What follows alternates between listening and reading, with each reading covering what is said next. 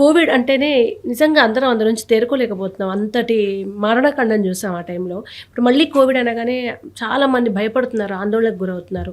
అంత సీరియస్‌గా తీసుకోవాల్సిన సిట్యుయేషన్ ఉందంటారా?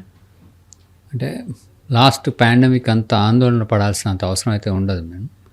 అయితే ప్రతి పాండమిక్ వచ్చినాక అంటే పాండమిక్ అనేది యూజువల్గా వన్స్ ఇన్ ఏ సెంచురీ వస్తుంది. వన్స్ ఇన్ అంటే మనకి కొన్నిసార్లు చూసామంటే ప్లేగ్ పాండమిక్ అని, కలరా పాండమిక్ అని మన వరల్డ్లో చూసాం. అలాగే కొన్ని వైరల్ పాండమిక్స్ చూసాం.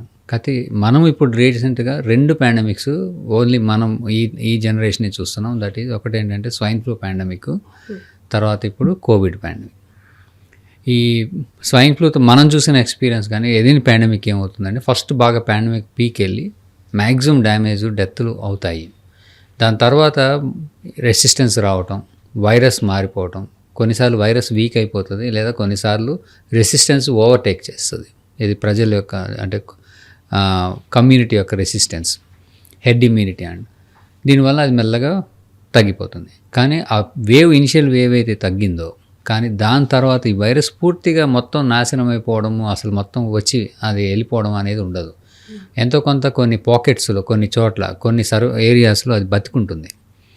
అది టైంతో పాటు దాని యొక్క జెనెటిక్ మ్యాప్ని మార్చుకుంటూ ఉంటుంది. దాన్ని యాంటీజెనిక్ డ్రిఫ్ట్, యాంటీజెనిక్ షిఫ్ట్ అనే 2 కారణాల వల్ల దాని జీన్స్ మారుతుంటాయి.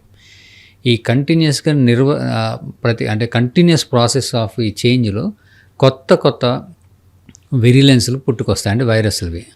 అలా వచ్చినప్పుడు మధ్యలో మళ్ళీ కొన్నిసార్లు ఈ వాతావరణ పరిస్థితులు అనుకూలించినప్పుడు, అంటే సీజనల్, ఇవన్నీ సీజన్ బట్టి వచ్చే వైరల్ ఇన్ఫెక్షన్స్, ఆ టైంలో మళ్ళీ కొన్ని చోట్ల ఈ ఇన్ఫెక్షన్ అనేది రావడం జరుగుతుంది.